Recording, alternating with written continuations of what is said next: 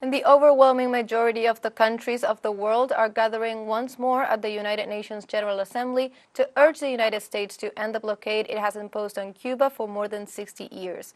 Our special correspondent in New York, Aissa Garcia, has approached some members of groups of solidarity with Cuba present in New York. Let's listen to their opinions. Speaking about U.S. blockade, now we have one of the people of Pastor of Peace in the U.S., Pastores por la Paz in Spanish, that everybody knows, IFCO, this coalition that is supporting Cuba and is against the U.S. blockade. Now we have Angie Lagdon from IFCO. And Angie, we would like to know, why are you supporting every year this resolution against United States, against the U.S. blockade against Cuba? Because the blockade is nothing short than a crime against humanity. We know that the blockade has no interest in the rights of Cuban people.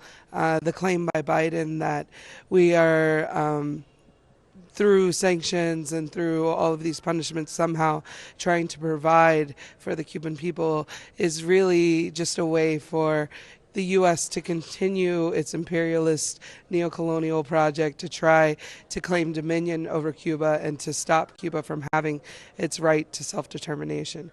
So we come here as representatives of the U.S. people, of the millions of U.S. people and the Cuban American people here who also are against the embargo, against the blockade, because we understand that Cuba should have its own ability to do all of the good and collective work that it does for the world. Cuba sends doctors, medicine, relief for countries that have any sort of accidents or natural disasters. We know that Cuba's solidarity with the world is imperative to global health, to global education, and to global cooperation. And the U.S. government, Biden, Trump, and all of the people before that for the last 60 years don't represent anything that the UN Charter claims, that global cooperation claims, and in fact goes against that and is the only representation of terrorism. Angie, in your opinion, why Biden administration didn't change the Donald Trump's policy against Cuba? I think, although we thought that Biden would change it because he was the vice president when Obama was somewhat, easing the travel restrictions, I think Biden is just falling in line with the U.S.'s overall goal, right?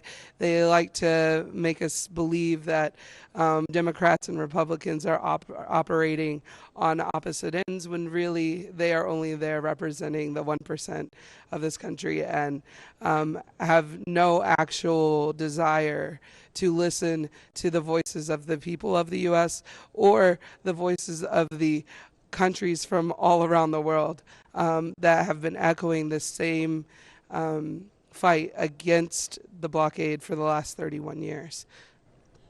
Thank you, Angie Lagdon from IFCO, for this interview with teleSUR.